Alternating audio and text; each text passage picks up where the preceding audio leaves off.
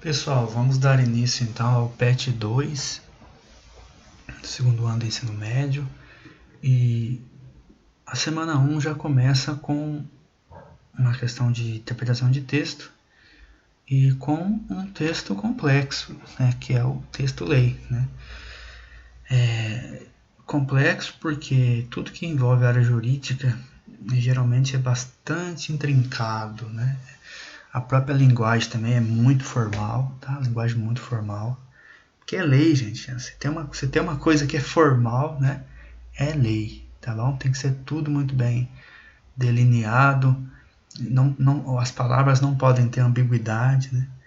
E geralmente ainda tem tanta, né? Quantas leis se discute, quantas discussões, porque as interpretações de determinado artigo, né, determinado inciso, a gente já vê cada ponto, quanto isso dá motivo para discussões e processos intermináveis. E, infelizmente, as nossas leis, elas carecem de mais objetividade e de mais claridade, né? Mais clareza do que deveria. Então, assim, ainda, apesar do texto jurídico ser um texto que tem que ser o mais claro possível, o mais objetivo possível, né? Não pode dar margem para nenhuma ambiguidade. Apesar disso, acontece ainda muita distorção, ainda se tem muita margem, né? Se dá muita margem para interpretações equivocadas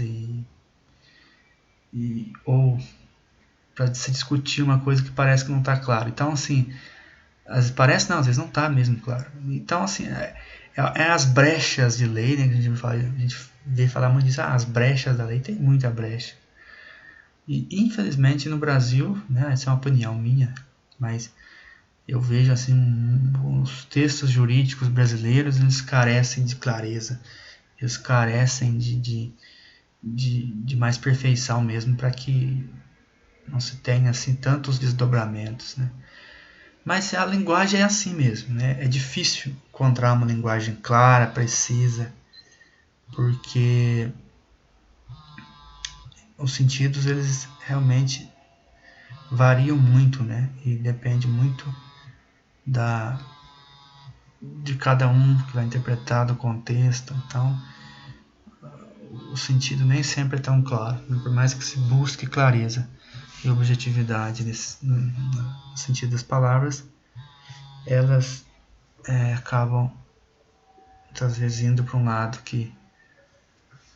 ou para outros lados, né, que não vai ajudar muito. Então, mas vamos lá. Assim, só para vocês entenderem o contexto de uma lei, né, a lei, ela é feita pelo poder legislativo, tá? Então, quem discute o que vai ser considerado lei ou não, né, e o que vai, ou seja, o que vai ser colocado como lei, a Constituição da lei, né, a própria Constituição Federal, enfim, todos os códigos de leis que existem no Brasil, né, ou no mundo inteiro, é assim. Quem faz essas leis, né,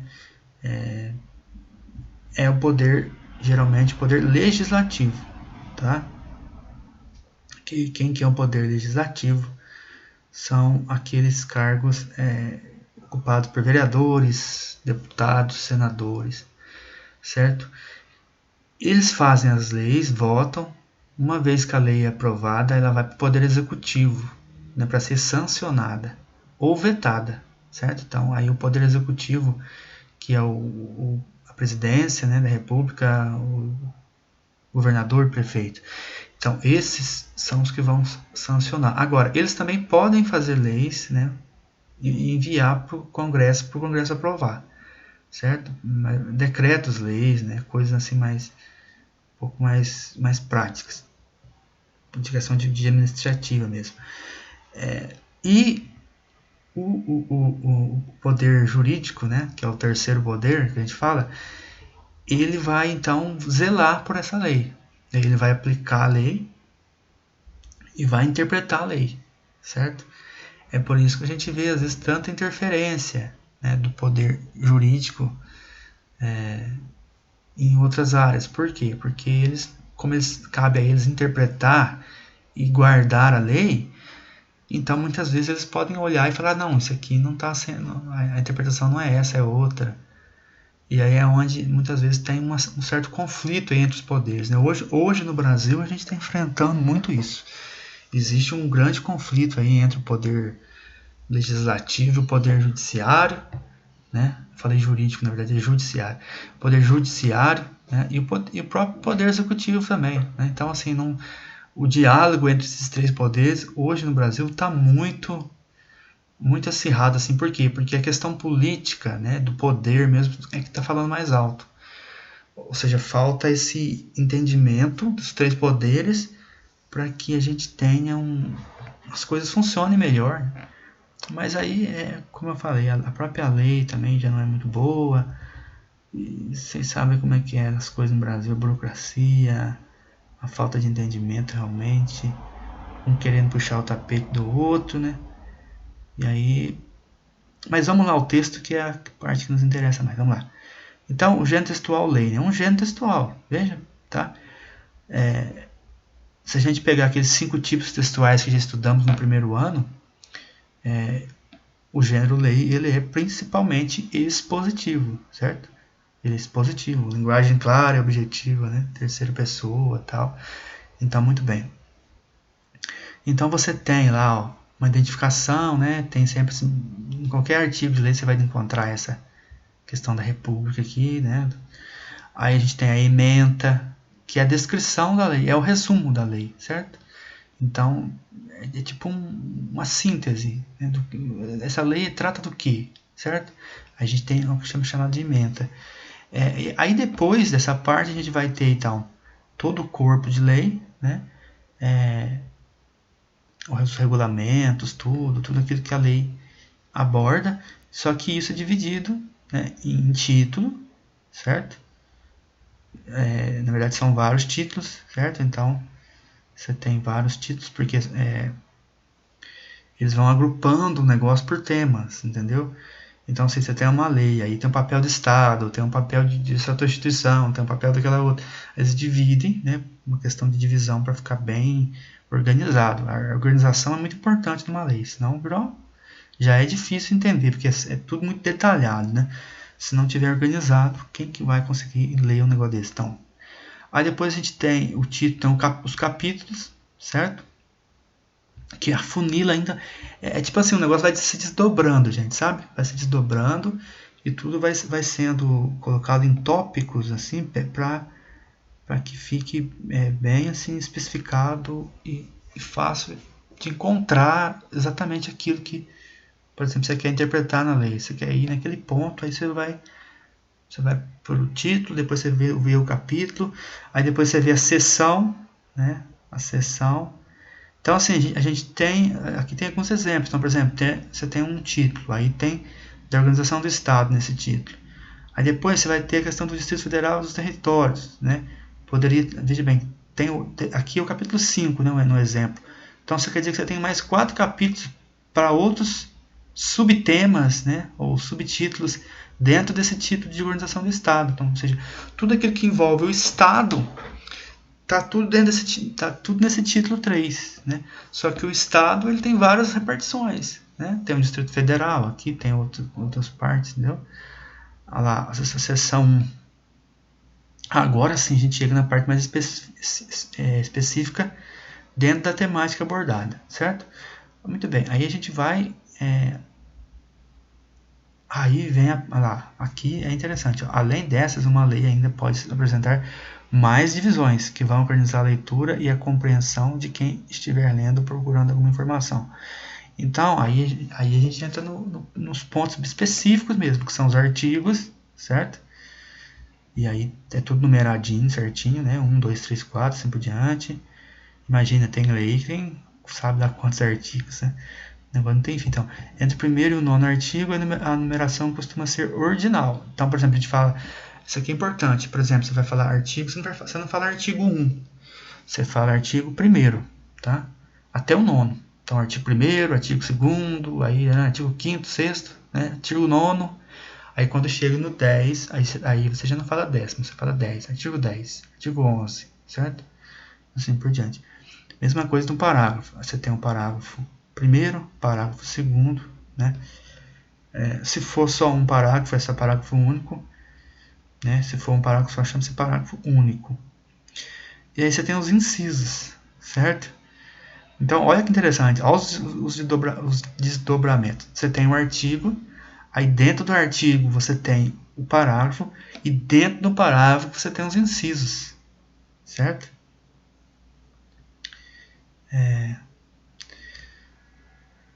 Os incisos são simbolizados por... Isso aqui é interessante observar, né? O inciso é esse negócio aqui, ó. Esse símbolo aqui parece um S com uma bolinha no meio, né? Ou tipo dois ganchinhos assim, um pra lá e pra cá, certo? E aí a gente tem aqui os incisos em algarismo romano, né? E depois a gente tem, aí dentro dos incisos, você tem ainda as alíneas, né? Que é representado por letra. Olha só que coisa complexa. E aí no fim você tem a assinatura. A assinatura é aquele que é responsável, por exemplo, aquela lei, né, que trabalhou na constituição daquela lei.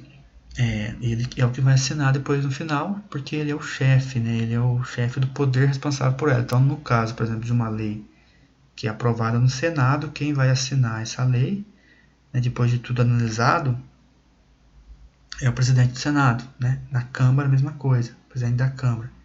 Tá? Por isso que esses cargos do Poder Legislativo, presidente da Câmara, presidente do Senado, no caso do Poder Municipal, presidente da Câmara Municipal, esses cargos eles são importantes por causa disso, né? Porque eles assinam esse documento e eles também organizam, né? Eles colocam as leis, os projetos, né? É importante dizer isso também, que antes da lei tem um projeto de lei, né? Os famosos PLs, né? Que às vezes dá tanta polêmica, ou seja, antes de ter a lei, antes de algo virar, né, de tal ideia, né? Tais artigos, enfim, tudo virar lei, e constituir a lei como a gente está vendo aqui, votam-se os projetos, ou seja, discute primeiro, né? Primeiro discute, e depois vota. Aí se for aprovado, se for tudo sancionado certinho, aí entra em vigor. Só que ainda precisa ser votado, ou seja, precisa ser colocado em pauta para ser discutido, né?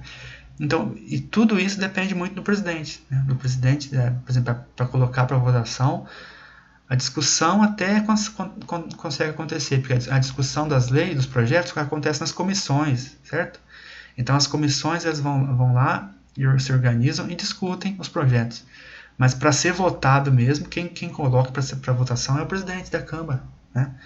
Então se ele fala, não, essa aqui a gente vai engavetar, não vai mexer com isso. Então pronto, fica lá engavetado. Mas o que mais tem é projeto de lei engavetado, certo?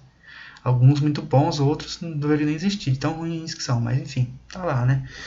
Democracia é isso, cada um pensa o que quer e tudo pode ser discutido e até votado, né? Na verdade, a democracia também ela é muito burocrática, né? Você, por um lado, dá o direito de cada um colocar suas opiniões e fazer suas reivindicações, apresentar seus projetos.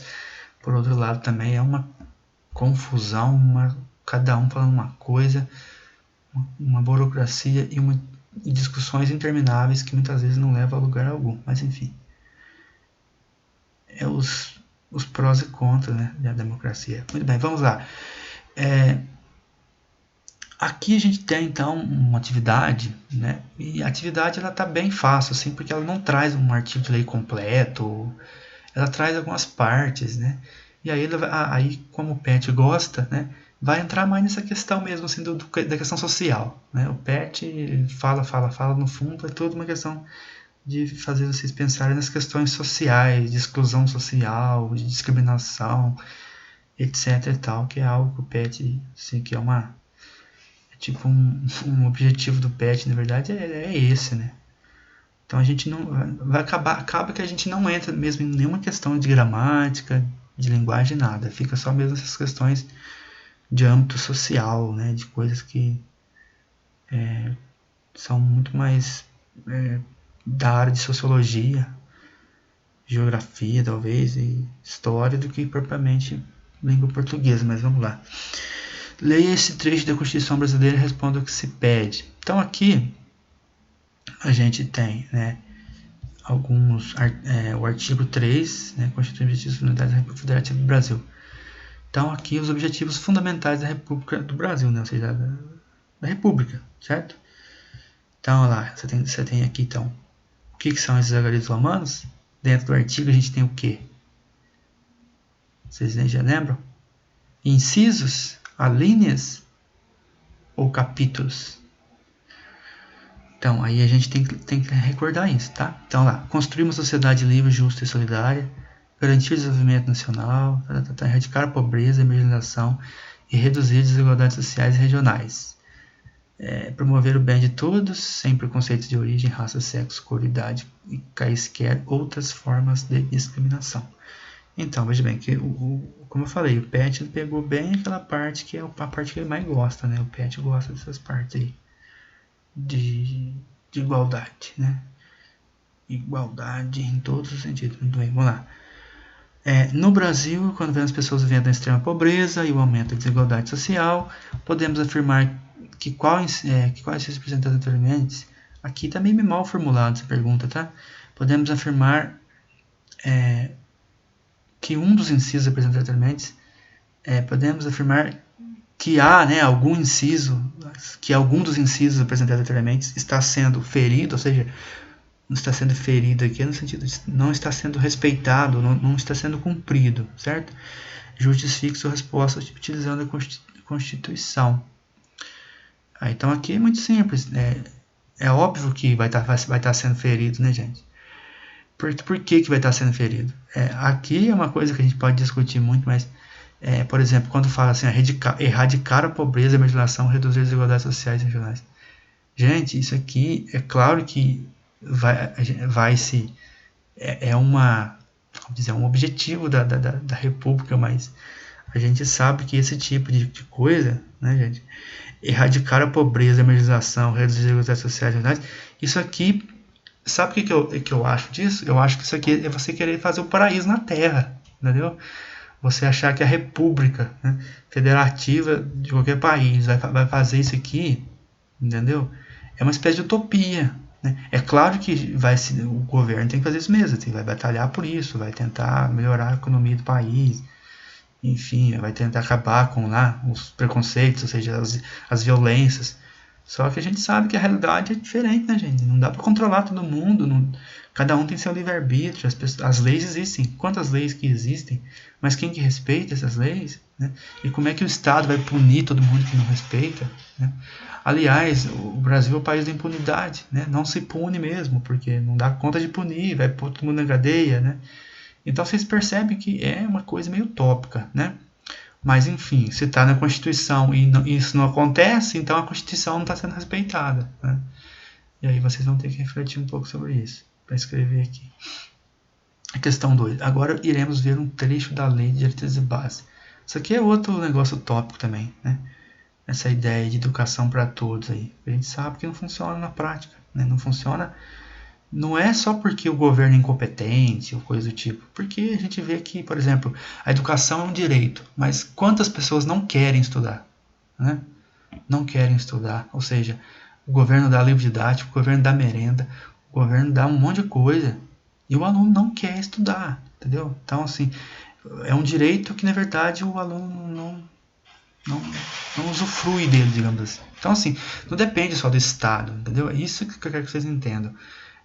Aqui estou tentando problematizar a mesma questão, porque as pessoas não são marionetes, né? As pessoas são livres para escolher, né? Para cumprir os seus deveres e também para abdicar dos seus direitos, né? O que eu vejo muito é isso, ou seja, existem direitos e deveres, né? Quando a gente fala de lei, a gente fala das duas coisas. Eu vejo que tem muito mais direito do que dever, né? Nas nossas constituições, principalmente, por exemplo, se você pegar o Estatuto da Criança e do Adolescente, eu fiquei impressionado. Uma vez eu fui procurar os deveres dos adolescentes, das crianças, e basicamente eu não encontrei, não existem deveres, né? É só direitos. Então, assim, você percebe um desequilíbrio aí, né? Aí é claro que se tem tanto direito e poucos deveres, quem que vai dar conta de dar tudo que se pede lá, né? Sendo que muitas vezes nem os próprios adolescentes querem o que está sendo pedido lá, certo? Por exemplo, direito à educação, a ter todo como é que fala, ter todo o aparato educacional, tudo que é necessário para aprender, mas aí mas o aluno não quer, né? Sei lá, tem outros problemas, tem uma série de problemas que faz com que o aluno não, na verdade, aqueles direitos para ele vai ser uma coisa que não faz diferença na vida dele. Então, assim, é uma coisa utópica demais, sabe, essas leis. E é por isso que não é cumprido, porque é tão fora da realidade que não se cumpre mesmo, né? Então aqui, ó, Maria é uma garota de 11 anos que mora numa área rural. Maria nunca frequentou a escola, pois a distância é grande e não há como chegar na escola. Então isso aqui acontece muito, gente, tá? Por isso que eu falo, a realidade ela é muito dinâmica e ela é muito complicada, né? Enquanto você tem muitas pessoas com acesso à educação, né? Nas grandes cidades, por exemplo, tem muita escola. Por outro lado, você tem regiões longínquas, regiões rurais, em que não se há sequer uma escola por perto, né? E eu conheço relato de várias pessoas, principalmente antigamente, quando o ensino era mais restrito, que andavam quilômetros, né? Quilômetros a pé para estudar, né? Então, assim, claro, é um desequilíbrio muito grande, né, gente? Por quê? Porque as realidades são muito distintas. Você tem lugares com mais riqueza, você tem lugares com mais pobreza, você tem lugar que o acesso é fácil, você tem lugar que o acesso é difícil, né? A questão mesmo da internet hoje para fazer aula online, você tem lugar que tem gente que tem internet boa, porque tem conexão boa, tem condições ali que favorecem, em outros lugares já não tem condições, porque às vezes a família não tem realmente dinheiro para ter internet, ou porque a própria sinal ali não chega bem ali, enfim, são coisas que, né, demandam uma série de medidas para que sejam solucionadas. E nem sempre tudo isso depende do governo também, entendeu? É isso que eu estou falando, querendo mostrar para vocês. Depende muitas vezes de cada um dos envolvidos, né? Desde o governo, que geralmente a gente pensando nessa questão da Constituição Federal é o que tem um papel mais importante de garantir certas coisas, mas ao mesmo tempo ele precisa de que o cidadão também cumpra os seus deveres, né? As empresas cumpram os seus deveres, e, enfim. Né? Por exemplo, se os cidadãos não cumprirem o seu dever de pagar os impostos, o que o Estado vai fazer? Ele vai ficar amarrado, porque ele depende disso, né? Porque na verdade o Estado, gente, ele é o próprio povo, né? Ele se constitui, assim, a questão orçamentária, o dinheiro é gerado pelo próprio povo que trabalha e devolve, né?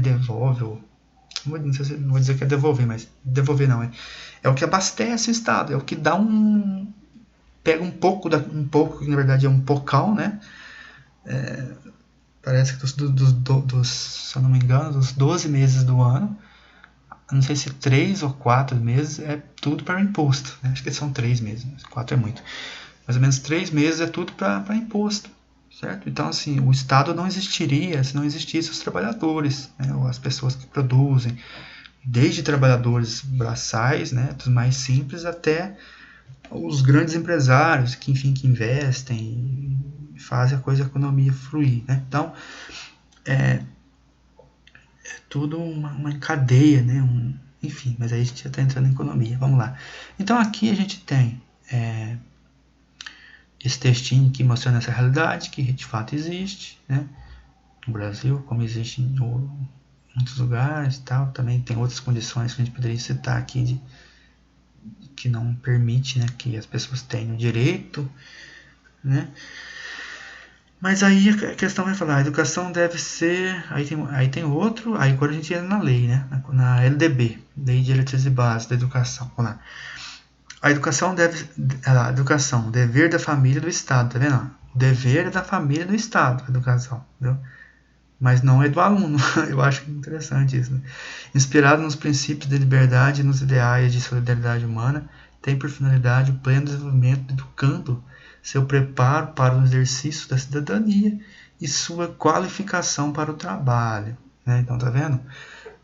Ou seja, quem que vai promover isso, quem que vai lutar por isso, não é o próprio educando, né? Principalmente, não, é a família e o Estado. Então, ele vai receber isso, né? Então, assim, tá certo, porque, claro, a criança não tem como, né? Ela precisa receber mesmo da família e do Estado. Inclusive, essa questão da família hoje tá uma discussão enorme hoje, porque tem pais que estão educando seus filhos em casa, né? Com o chamado homeschooling, não sei se vocês já viram falar disso.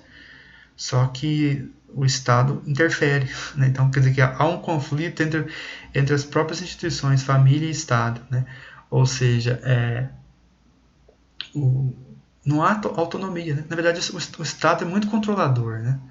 Ele é muito controlador e, ao mesmo tempo, ele tem que fazer tudo, né? Ele tem que fazer tudo. O cidadão está amarrado ao Estado, né? Por exemplo, saiu uma notícia esses dias de uma menina que ela é autista, inclusive. Ela não estudou em escola, certo? Escola pública, particular, nada. Ela estudou meio por conta própria e em casa mesmo, assim. Recebeu o apoio dos pais, ou não sei se era algum professor particular, alguma coisa assim. O fato é que ela foi aprovada, acho que na USP, se não me engano, FUVEST, né? Particular da USP. Acho que em terceiro ou quarto lugar. E aí, na hora de se matricular, ela não pôde ser matriculada porque ela não tinha o diploma do ensino médio, né? Aí ela não conseguiu entrar, né? E agora ela ganhou uma bolsa lá na Universidade do São Francisco, lá nos Estados Unidos, que lá as leis são diferentes, né? Ela conseguiu entrar na universidade lá. Então, assim, você percebe o absurdo, né? Ou seja, se não tiver uma questão burocrática de seguir as regrinhas que tem que ter, por mais que a pessoa prove que ela está capacitada, ela não pode entrar, né? Então, a gente percebe essas coisas na lei, assim que a gente fala, nossa, mas por que não faz um negócio diferente, né? Por que não facilita? Mas, enfim, gente, aí entra uma série de questões políticas e ideológicas aqui que, se a gente fosse ver cada coisa aí, a gente ia compreender bem, mas aí isso aqui é anos de estudo para entender isso. Muito bem, vamos lá. Aí tem aqui, ó, o ensino será ministrado nos seguintes princípios: igualdade de condições para acesso e permanência na escola, né? Percebe como que é difícil isso, né? Liberdade de aprender, ensinar, pesquisar, divulgar a cultura, pensamento é a arte de saber. Né?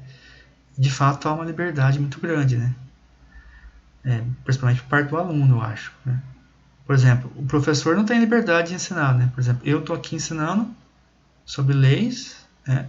Sobre questões mais sociais e jurídicas e políticas, quando na verdade eu deveria estar ensinando português, né? A gramática, a norma culta da língua, mas eu tenho que estar ensinando isso. Ou seja, será que está sendo respeitada essa liberdade de ensinar? Pluralismo de ideias e de concepções pedagógicas, né? Então, por isso que eu falo para vocês, né? Muitas vezes o negócio vem com um viés ideológico. É importante a gente ver os outros lados, né? Ou seja, as outras ideias, os outros vieses também, e não ficar apenas, às vezes, aceitar como verdade uma coisa que muitas vezes é contestável, certo? Respeito à liberdade e apreço à tolerância. Muito bem, então veja bem, se eu não concordo com alguma coisa, né, e tenho motivos para não concordar, se eu apresento meus argumentos, então óbvio que tem que haver esse respeito, né? Coisa que muitas vezes nem há na educação no Brasil hoje, né? Porque às vezes quem pensa diferente em alguns lugares não é aceito, né? Não é nem ouvido, não é levado em consideração nenhuma, né? Isso é complicado. Muito bem, aí levando em conta então levando em consideração a situação hipotética apresentada no texto 1 e tendo como base o trecho da Lei de Diretrizes Básicas de Educação presente no texto 2, escreva um parágrafo dizendo qual direito de Maria foi ferido e justifique sua resposta utilizando a Constituição. Então aqui é aquilo que eu falei para vocês, gente. Aqui não tem nada de português aqui, né? Assim, a não ser uma breve interpretação da coisa, né? Vocês vão ter que... Eles querem que vocês entrem, o PET quer que vocês problematizem a questão. Ou seja, por que não é... Por que não é então respeitado o direito, né? O que eu posso sugerir para vocês é essa questão mesmo de que a realidade ela é complicada, né? Ela é uma série de fatores. Se a Constituição fosse sempre respeitada, né, do jeito que foi feita, a gente teria um paraíso na Terra, com certeza, né? Um paraíso na Terra. É uma coisa bem assim fora da realidade, na verdade. É uma coisa que não leva em consideração muitos fatores, né? E às vezes, no meu modo de ver, o ponto principal é a questão dos direitos e deveres, ou seja, é muito direito e poucos deveres. Então, assim, quem que vai garantir, né? Porque o Estado, ele não pode garantir tudo. Ele não tem condições de garantir tudo se os cidadãos não cumprem os deveres de pagar os impostos, né? Se os cidadãos, por exemplo, na questão da educação, se o Estado der tudo, mas o sujeito não quiser ser aplicado nos seus estudos para que haja um resultado e o país possa crescer, né? Porque você sabe que quando um país ele investe em educação e há melhorias no índice de aprendizagem, o salto assim, que se dá, né, economicamente falando mesmo, culturalmente falando, mas também economicamente falando, é gigantesco, né? O Japão, por exemplo, é um país muito pequeno que foi devastado na Segunda Guerra Mundial, né? Se vocês sabem, foram jogados uma bomba atômica lá, né? Uma ou duas, não lembro. Hiroshima e Nagasaki, sim, arrebentou o país. O Japão saiu da guerra completamente destruído, né? E o país conseguiu se reerguer em pouco tempo. Por quê? Por causa da disciplina, né? Um povo muito disciplinado, ou seja, todo mundo ajuda, todo mundo, lá quando se fala de Constituição, lá não tem só direitos, lá tem muitos deveres, né? Muitos e muitos deveres. Eu não estou dizendo que a Constituição nossa não tem deveres, lógico que tem, né? Mas assim, mas eu vejo que a nossa Constituição ela prioriza muito direitos. Só que não tem como você cumprir os direitos, o Estado garantir todos os direitos e, por outro lado, os direitos não são assim tão exigidos, entendeu? E até porque também, veja bem, se o Estado exige tal direito, mas a pessoa não cumpre, aí tem que penalizar a pessoa.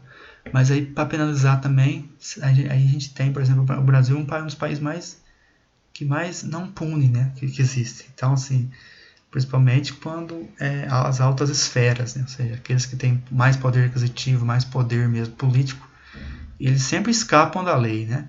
Então, assim, você tem no fundo, não tem como resolver todos esses problemas por meio de leis e por meio de questões políticas, gente. Não tem como, né? Porque aí a gente entra numa questão moral. Tá?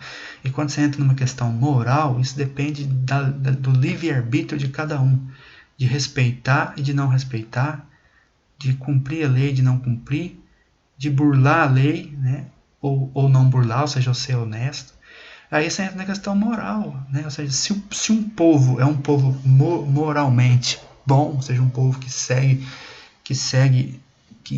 luta por ter caráter, né? Que respeita as coisas e que não só respeita o direito dos outros, mas também cumpre os seus deveres, a coisa flui bem.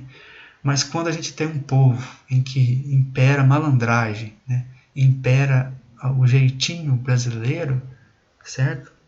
E você tem uma classe política muito ruim, né? Uma classe política muito corrupta, muito imoral, que faz leis para os outros, mas para eles mesmos, eles sempre dão um jeito de burlar essa lei. Então aí a coisa não anda, né? Aí a coisa não anda. Então é mais ou menos por aí, tá bom? Então assim é uma questão, na verdade, a gente não entrou em nada a questão de português, aqui a gente ficou discutindo um pouco a questão política, social, né, jurídica do nosso país.